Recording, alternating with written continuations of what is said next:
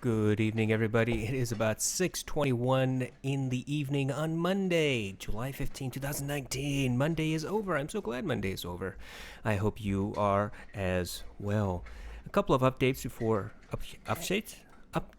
before we begin our video tonight.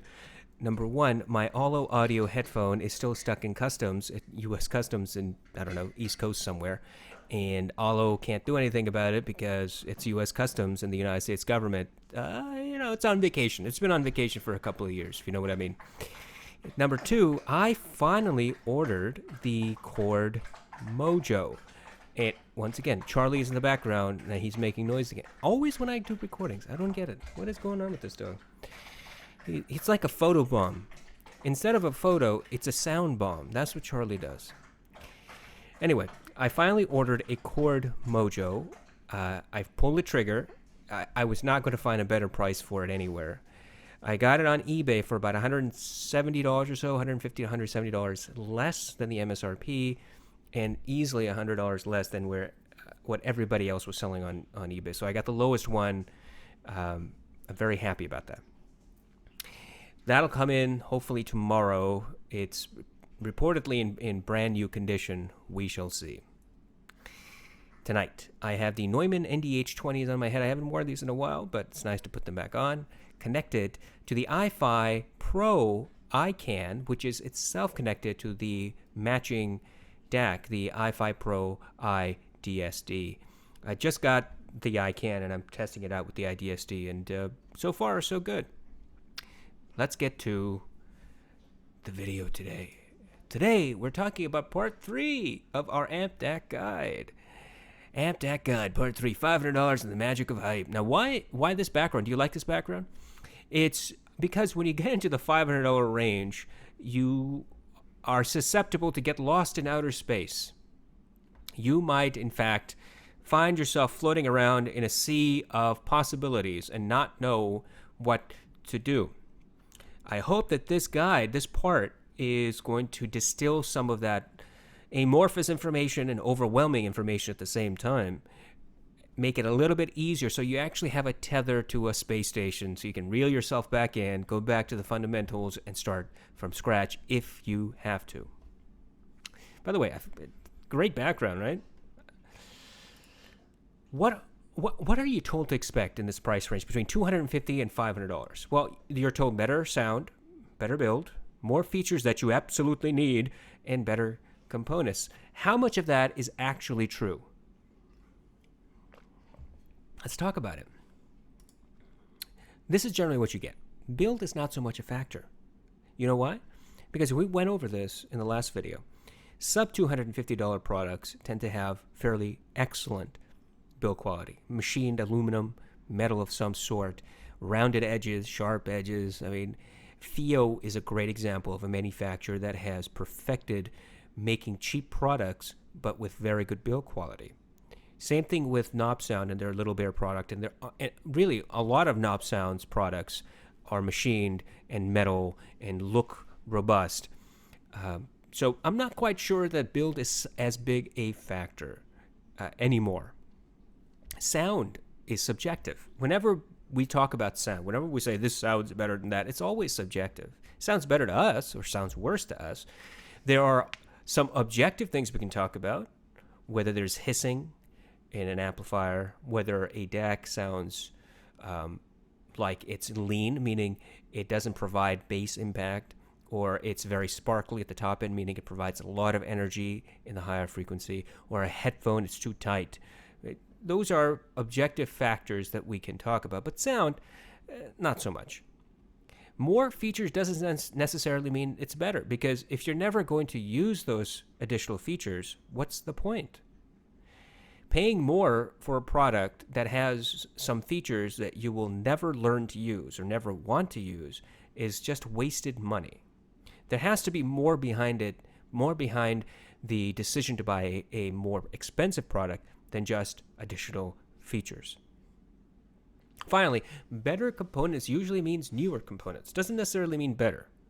Yes, sometimes there are bad op amps, and then there are bad chip module or DAC modules. And yes, I understand the implementation of those components can be faulty at times. But when people talk about better components, what they typically mean is newer components. Newer doesn't necessarily mean better, because as we've seen, and as I have seen through my research at least, when manufacturers like AKM make a new product, make a new module, they add certain features, then they change the tonality. They go away from what they had done previously. Whether that's good or that's bad is a subjective thing for you. But newer doesn't mean that you're getting better sound quality. It might very well just be different sound quality, and you may not like it. So when somebody says better components, they better explain better. They must explain to you what is better about it. And if they say it sounds better, then we're back to the subjective thing. That should not be the deciding factor anymore. Better must have an objective implication, must have an objective fact behind it.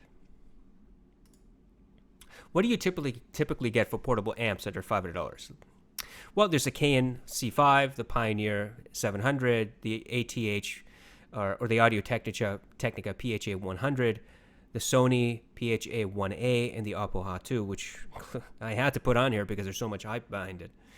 Now, out of all of these four, a couple of these are harder to find. Like the Pioneer is, from what I can tell, discontinued, but it's found on eBay. And I wanted to put it on there because you do have options. I want to make sure you understand that you don't have to go with Sony, you don't have to go with Oppo, you don't have to go with Fio, that Pioneer and Audio-Technica also make these types of products, and you should absolutely consider them when you do your analysis so that you factored in all the variables, all the possible options that you have, and you pick the one that is best for you. The KN C5, as I'll tell you in a little bit, is a very interesting amplifier. The Oppo H2 is discontinued. Like with all of Oppo's audiophile gear, it's gone. They got rid of the Hot 1, which was their desktop amplifier. It's nearly impossible to find that anymore. The Hot 2 was discontinued years ago, and certain individuals who will go unnamed, but you know who they are, certain individuals hype this product, even though there are other products that are about $400 or cheaper that I would submit probably offer a little bit more, at least spec-wise, than the Hot 2.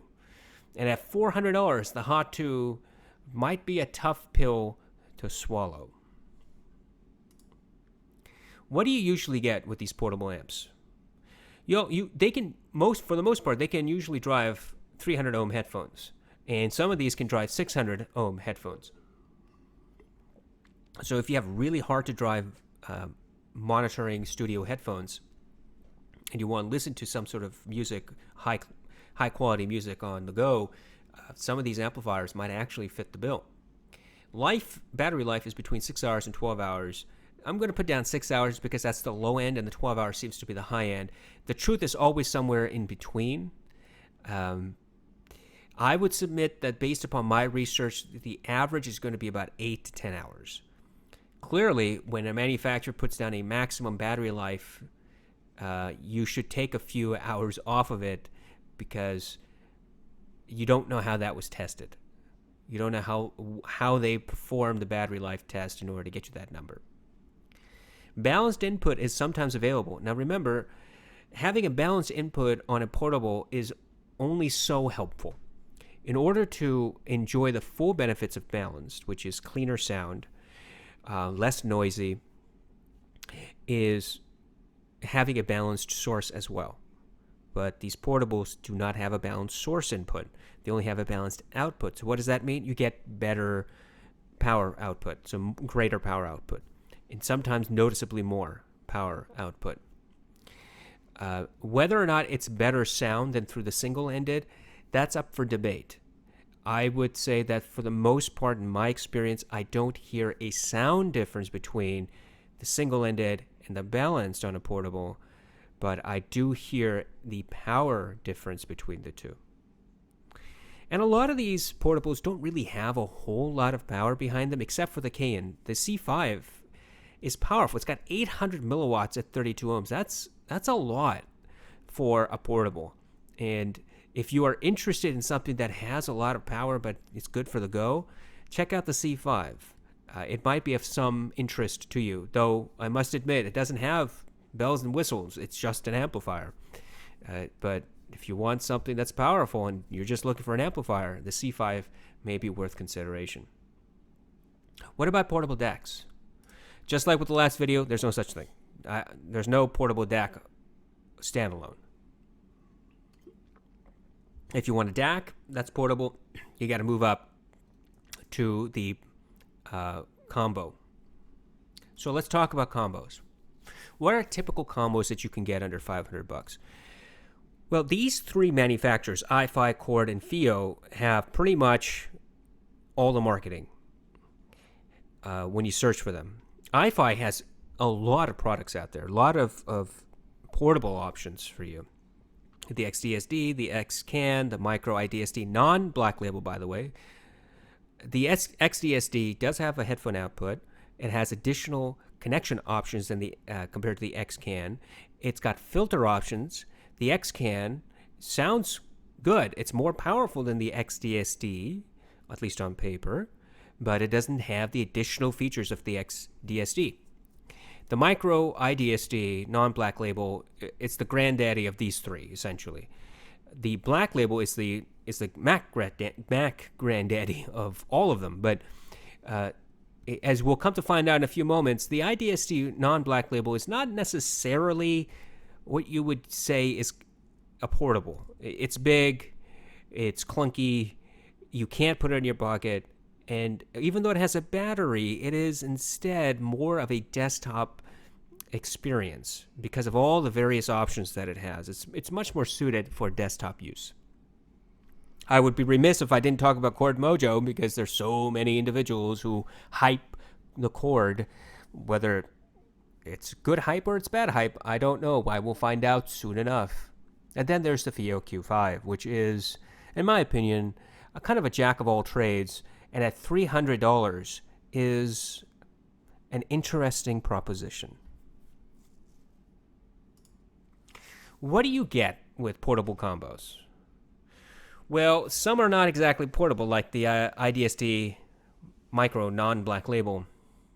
It's so big, it's so clunky, but there's so many features involved with that thing that for them to charge $499 for it is not offensive. It's just it's not a portable option.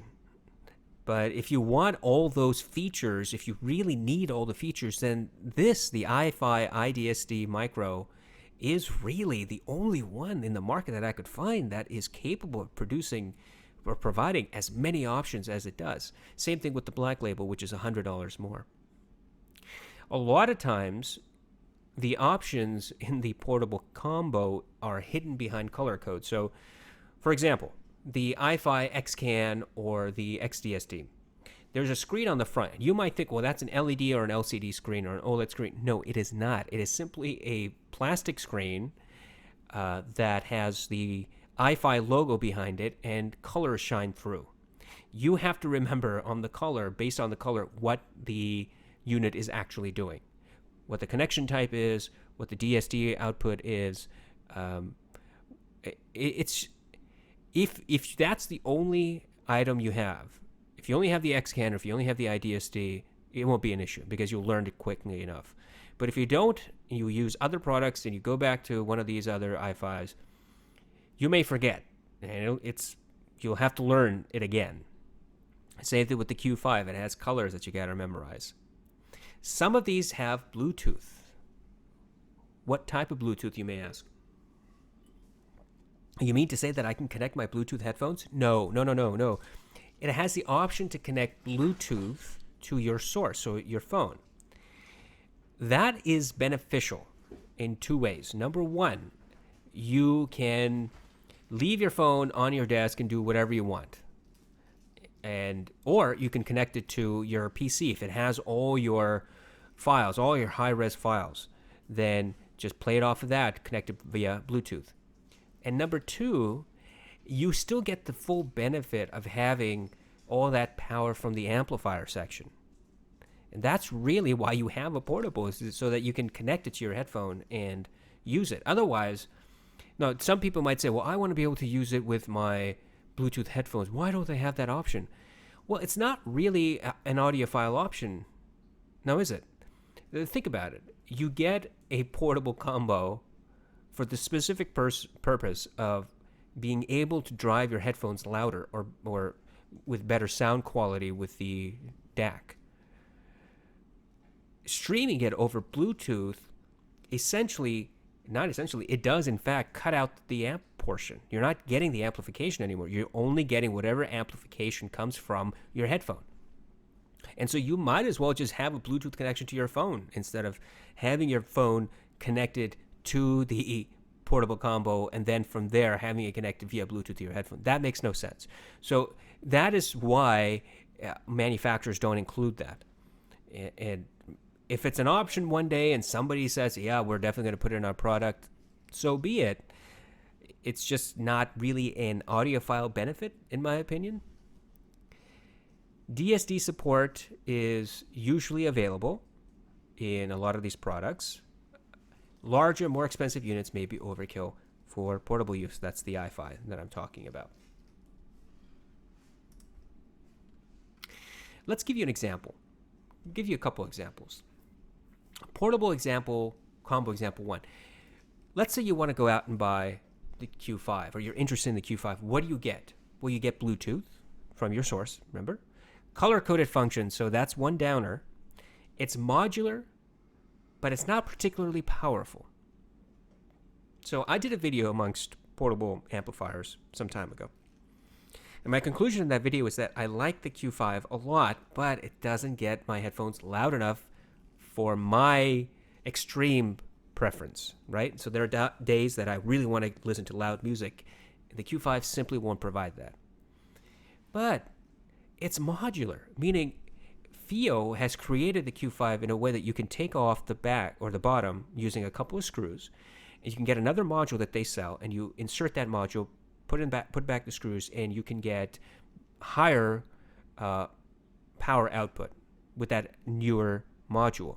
You can also get THX AAA support from their new module that was just recently released. Now, that's additional cost. That can be anywhere between $100 to about $180 or higher, depending on which module you get. But at least there's one thing about FIO when they do this. They're saying that they are going to continue to support this modularity system. And as far as I can tell at this point, all of their modules work with the Q5. That basically makes your Q5 future-proof. Because let's say that you really want a particular feature. You want a THX amplifier, but you have your Q5. Why go out and buy a THX amplifier when you can just get the THX module for the Q5 and not have to spend money buying another portable? That's the benefit of the Q5. You sacrifice power for excellent build, modularity, and DSD support. So this might be a perfect combination. This might be the perfect solution to somebody's problem. What about example 2? Let's say I want an iFi XDSD. Obviously, we get DSD support and MQA support. If you have MQA supported files, Bluetooth comes with full accessories and more powerful than the standard Q5. Now, what do I mean by comes with full accessories?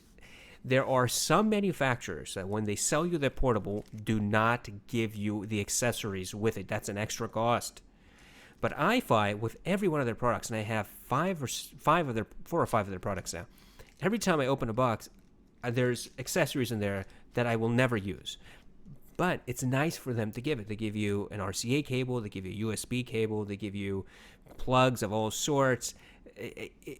It's a whole smorgasbord of stuff that iFi said, we'll just give you this. You might need it with this player. Or you might need it with this portable. And not every company does that. For example, Cord doesn't do that. Instead, when you buy a cord for $480 or $500, you don't get all the possible connection out. You don't get the optical cable. You don't get the You get a USB cable, but you don't get another USB cable. You don't get a coaxial. Instead, you have to go out and you have to get a connection kit. That's another $100 on top. So you got to factor that in. iFi, on the other hand, gives you most of the accessories that they think that you might actually need, which is fairly nice. But you pay a premium price for non-modularity. You're stuck with whatever the iFi XDSD is. You want THX support later? Sorry. Maybe iFi will make a THX supported portable later. But you got to buy another one if you want a different product, if you want that feature now. What about another example? Let's do one more. Combo example 3, the Cord Mojo. DSD support, but we've seen that so far already. No Bluetooth, which is different from the other ones. You need a connection kit for accessories, as we talked about. Color-coded operation, which is like with everything else. And not the most powerful, but more than the standard Q5, at least by specs. It can be used as a desktop DAC only, but alternatives are cheaper with similar features. So, here's the thing about the Cord Mojo. Sound-wise, it may sound fantastic to you, or it may sound like nothing special. It may sound just like anything else that you've ever heard. But the one really unique thing I would say about the Cord Mojo is that it's got all that ability to connect to optical and coaxial and via USB that the other portables that I just talked about don't have all those features. You may or may not want that. You may or may not want a portable that can, in fact, get you good quality sound over optical and Bluetooth, or not Bluetooth, optical and USB. You can use it for desktop use, and you can use it for portable use. You can have it as a pass-through, so you're not using the DAC, and you can have it as a DAC as well. So you have multiple options with the Cord Mojo, which is probably the selling point. Now, Cord does have a Bluetooth adapter, I believe, but that's additional cost. And again, you don't want to spend more money that you absolutely have to. You're looking for the features that the player, I keep saying player, but the portable comes with, standard. And if those features are things that you want, then that portable is a contender. But if you're looking at a portable and you got to put in that extra money to get the stuff that you actually need, it probably is to your benefit to keep looking until you can exhaust all other options. Why are portable combos confusing? Because it can get pretty confusing. Well, one of the things is because there's so many out there. But the other is that manufacturers try to cater to both the portable and desktop market, but it's not really a desktop replacement because of the power output limitation. You can use them for a DAC. So instead of using, say, the AudioQuest Dragonfly, using one of these portables and using that as a DAC instead of the Dragonfly. But it's not really the same as getting a dedicated desktop solution. But if you don't have the money to go out and buy a portable and a desktop, then say something like the Cord Mojo or the Q5, or more better than the Q5 really would be the iFi XDSD, might be a solution for you. A lot of times reviewers concentrate on the sound of these, which is again subjective. Their opinions are relevant, but they shouldn't be the deciding factor because you may not agree with their sound assessment. Finally, the feature set in all these combos is very similar across the board. Yes, some companies do more than others, like FIO has done something unique with their modularity, and Cord has done something different with all the connection options that they have, although I would say that the XDSD is probably just as good. And iFi has done a lot with their filter options and their, just their ability to reach all sorts of people with their various products, not just the XDSD, but the XCAN and then the iFi Micro XDSD or iDSD. Let's talk about desktop amps. Just amps, standalone amps under standalone amps under $500. JDS Labs L amp for about $280. Burson Soloist for about $500. The iUne X7S for about $280. The Bear Dynamic A20. Music Hall HA11.1. The Master Up 789 for $400 if you're lucky. But we're all very unlucky because 789 sell out within an instant. So what I tried to do here is try to show you that there are many companies out there that have reasonably priced products. Whether or not they all cater to what you want, at least there are options beyond just mass drop.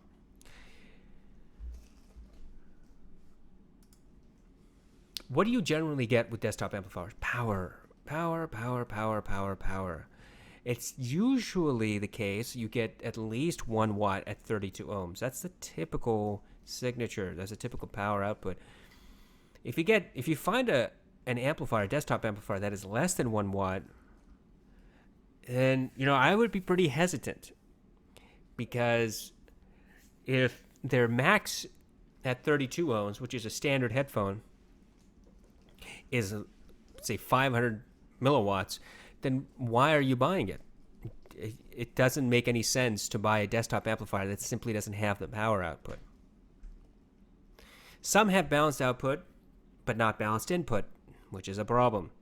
Like the iUne X7S has a balanced output, but not a balanced input. These amps, desktop amp standalones, are generally small form factor. Some can be modified, like the Burson. The Burson line have the option of upgrading their op amps to kind of tailor the sound a little bit. So that's why Burson is of interest, at least to me, and maybe to you as well. And around the $300 and $500 range, Class A amps become available. What's a Class A amp? So there's a lot of misinformation about Class A. We'll talk about that in the next few slides. But Class A basically gives you clean sound, less hiss and hum, but they also require a lot more power. Why not choose a Class A amp then? What's an example of a Class A amp? Well, the Odyssey Deckard is an example of a Class A amp. The iUne X7 is also an example of a Class A amp.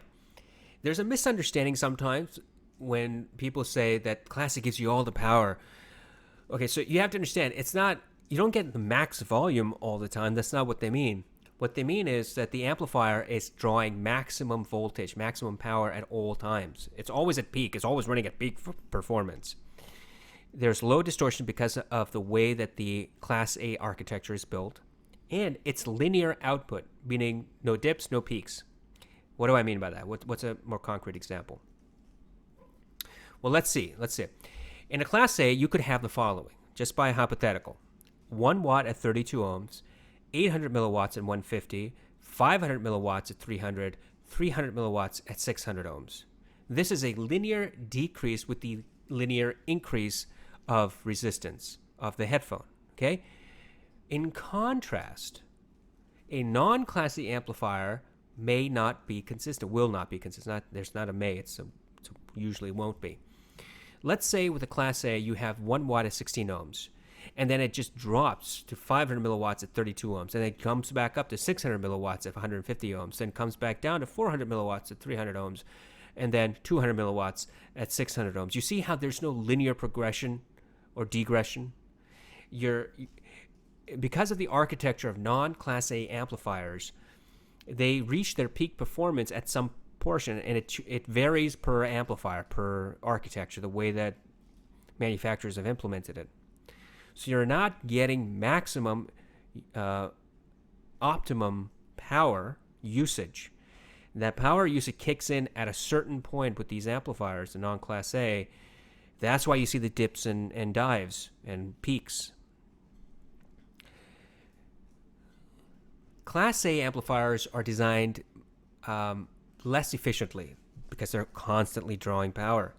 And anything that's not Class A is by nature, by definition, more efficient.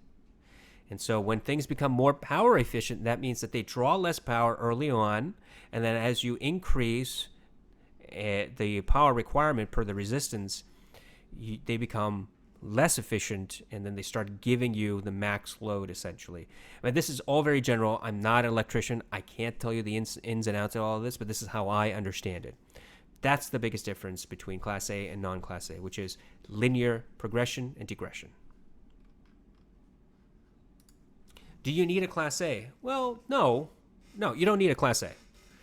Especially if you're concerned about efficiency. You know, you're worried about your electricity bill, for example. You don't need a Class A. Class A's also tend to be larger and hotter. They run hotter because they're constantly drawing that power once it's on. Although less noisy than others, non-Class A's are also designed to be relatively quiet. And a good example of that would be the JDS Labs amplifiers. They're very, very clean, very quiet amplifiers. And Class A may not be the cheapest option out there when you compare the features that they provide versus non-Class A amplifiers.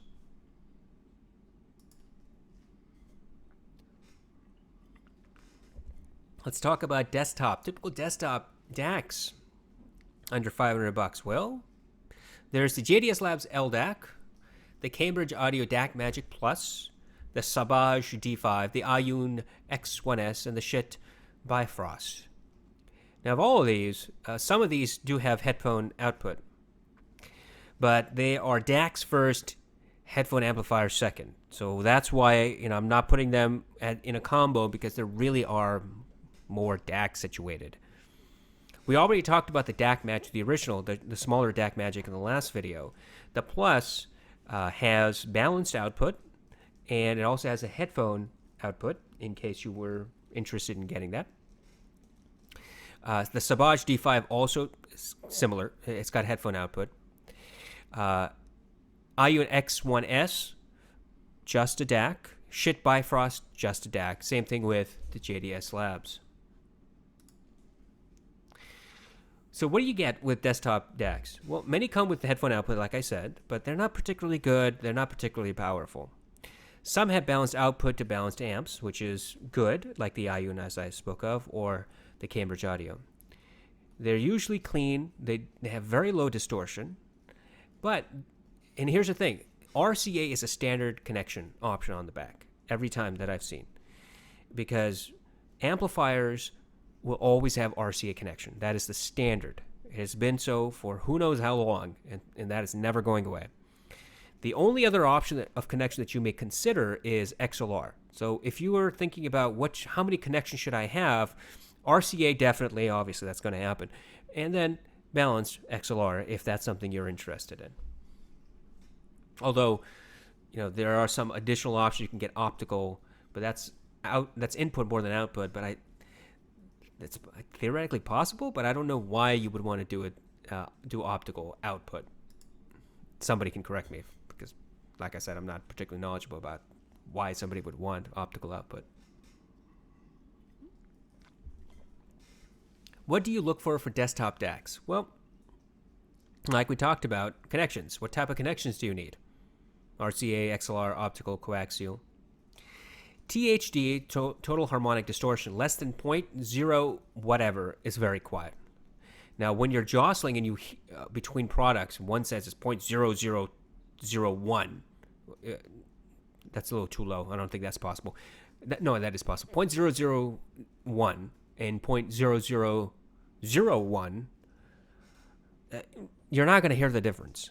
It's going to be very, very difficult for you to hear the difference. That difference really becomes important when you're using very sensitive IEMs or very, very sensitive earphones that can hear the hiss and the pop. With larger headphones with higher resistance, you won't be able to tell. And keep in mind, even if you do hear some sort of distortion, some sort of hiss at zero volume or very low volume, once you start playing the music and you turn up the volume to normal listening levels, that should go away. And if that is the case, you don't really have much to worry about unless you consider that you're going to listen to music at a very, very low volume and that hiss is going to be in the background. I think the biggest irritation will be understanding differences among DAC modules, because there's a new DAC module every once in a while that comes out, and it suddenly becomes the best, and people start talking about it. And what happened to the last DAC module? It's not good anymore. and then you're paying for a premium because it's the newest one and it's best. That's really where the misunderstanding and some of the confusion comes in when you're talking about Dacs, in my opinion. So why get a desktop DAC? Well, you can system stack, meaning you can upgrade from one amplifier to another without changing your DAC. DACs can be a little bit cheaper just by themselves versus combos. And you can have one DAC for multiple amplifiers. Let's say you really like your JDS Labs DAC, but you have 3 amplifiers. Well, you don't need 3 DACs. You can just use one, and you can use a splitter. And now you've saved yourself a ton of money by finding the DAC that you like and just using that as your source. It keeps consistency, especially if you're testing headphones or testing amplifiers, or you just have, you like the particular features of an amplifier. It's a tube hybrid amplifier, or it's a tube amplifier. It's a solid state amplifier. You have 3 different versions. Well, the one consistency is that it's all going to get the same type of signal from that one DAC. Let's talk about typical desktop combos. The JDS Labs Element, the Monolith THX AAA, the Audio GD R2R11, and the Klipsch Heritage Amp, which has been much hyped once again by a certain reviewer. Now, the Audio GD R2R is an R2R ladder combo.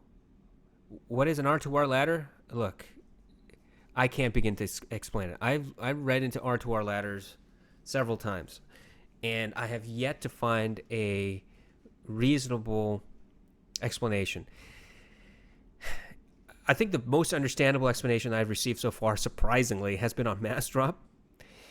They're currently selling, or they may have stopped selling, they have an Arist Audio R2R DAC. Now go there if you get a chance, you're really interested, read their description of R2R ladders. And that's a beginning of an understanding of what it is. But frankly, it might as well be magic because I don't understand it all that much.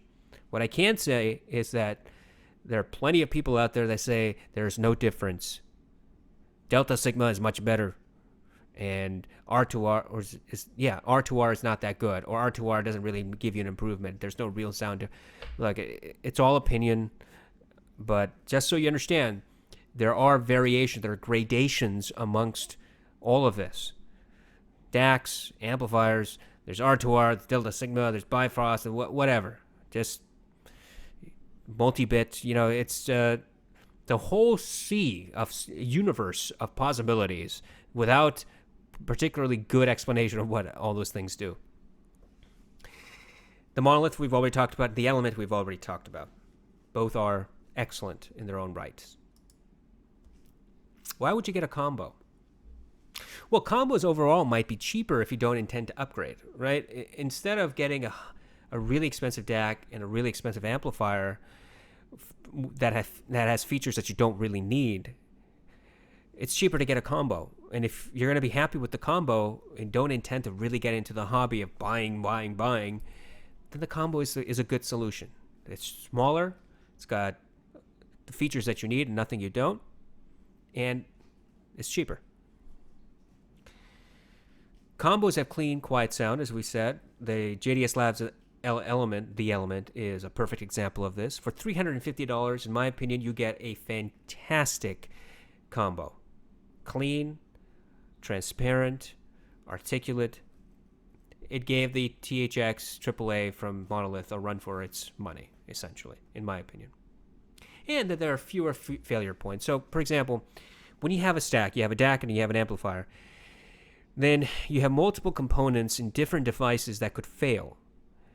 It's like troubleshooting a computer. When something goes bad on your computer, you get the blue screen of death. There are so many complex systems. You got to comb through which one is causing the problem. Similarly, by analogy, I would say having a stack would potentially increase the failure points.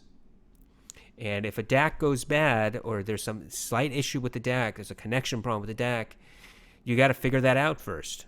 However, with a combo, you have one cord in, that's the USB from your source typically, right? And then you have the headphone jack. That's it. Could not get simpler. Now be careful of the marketing hype. The most expensive unit does not mean it's the best. You got to look for other things that should be much more objective. Warranty, major parts used like the DAC and amp modules, the return policy, and the distortion, right? Signal to noise ratio, as well as the THD. That may be of some relevance to you. Now, I've said this before, and I'll say it again. Mass drop has kind of a problem. They keep regular stock of amps and DACs, and everything is the best, right? This is the best in this. This is the best in that. This is the top of the line. The problem is they're trying to sell that stuff, so it has to be the best.